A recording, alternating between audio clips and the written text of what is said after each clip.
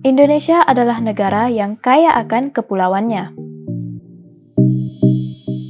Di antara negara-negara di dunia, Indonesia menduduki peringkat ke-6 untuk pulau terbanyak.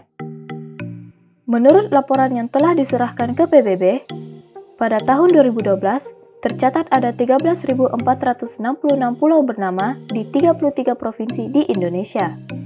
Pada tahun 2017 bertambah sebanyak 2.590. Pada tahun 2019 jumlahnya mencapai 16.671 dan di tahun 2021 akan dilaporkan 981 tambahan pulau sehingga total pulau di Indonesia adalah 17.652.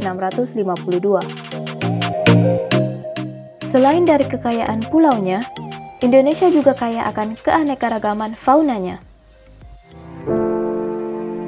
Namun, sangat disayangkan karena keanekaragaman ini semakin terancam punah.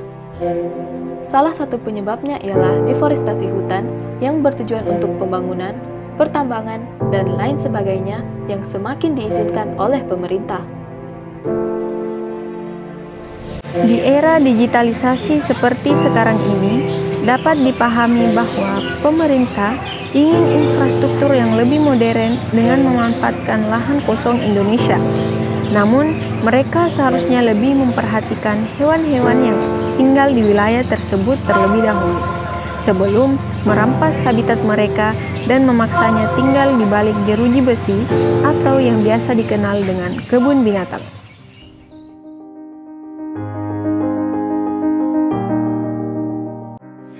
Kami para mahasiswa ingin menyarankan salah satu cara untuk memanfaatkan pulau-pulau Indonesia yang kosong, yaitu dengan menjadikan pulau-pulau tersebut rumah baru bagi hewan-hewan liar yang terancam punah dikarenakan bencana dan deforestasi.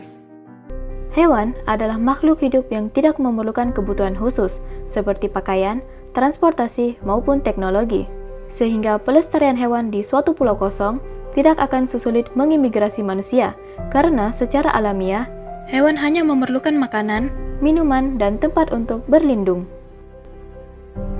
Dengan kata lain, pulau yang akan menjadi tempat pelestarian hewan tidak boleh dijadikan sebagai tempat wisata, karena hal tersebut suatu saat akan menimbulkan pembangunan seperti resort dan pemukiman yang akan menyebabkan pengundulan hutan sekali lagi.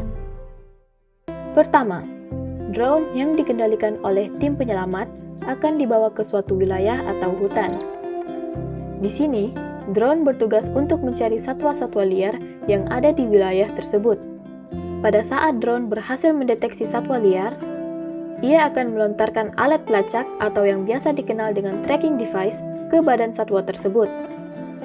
Alat ini akan muncul di aplikasi radar tim penyelamat.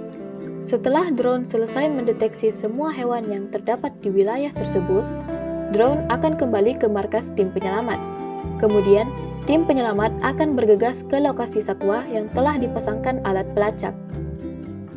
Tim penyelamat akan mengamankan satwa-satwa tersebut di markas untuk kemudian dipasangkan teknologi microchip. Microchip yang akan ditanamkan ke salah satu anggota tubuh satwa liar, contohnya telinga mereka, adalah sebuah teknologi yang dilengkapi dengan fitur tracking device, serta akan berisi data masing-masing satwa, seperti jenis hewan, jenis kelamin, perkiraan usia, dan sebagainya. Setelah semua hewan diberikan microchip, mereka akan direlokasikan ke pulau yang tidak berpenghuni melalui transportasi laut seperti kapal atau feri. Pulau yang digunakan sebagai habitat baru satwa liar ini telah dilengkapi dengan sistem keamanan berupa sensor di seluruh bagian luar pulau. Sensor ini akan mengirimkan sinyal dan pemberitahuan ke watchtower sekiranya terdapat hewan atau manusia yang mendekati kawasan terlarang tersebut. Watchtower atau lighthouse ini berfungsi sebagai salah satu cabang pusat keamanan, sehingga tiap pulau akan memiliki watchtowernya masing-masing.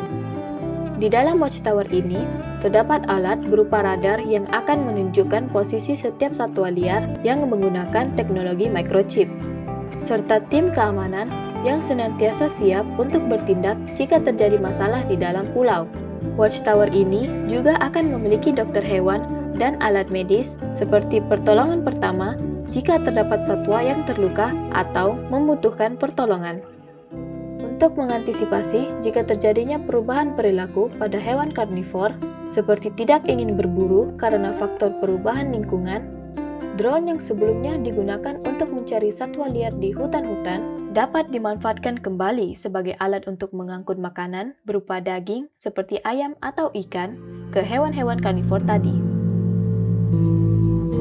Jika benar satwa liar merupakan harta kekayaan Indonesia yang sangat berharga, maka pemerintah perlu mengeluarkan undang-undang baru agar keamanan satwa di pulau-pulau tersebut dapat terjaga dengan maksimal. Maka dari itu, mari kita bersama-sama melestarikan satwa-satwa liar ini, karena perubahan bermulai dari diri kita sendiri.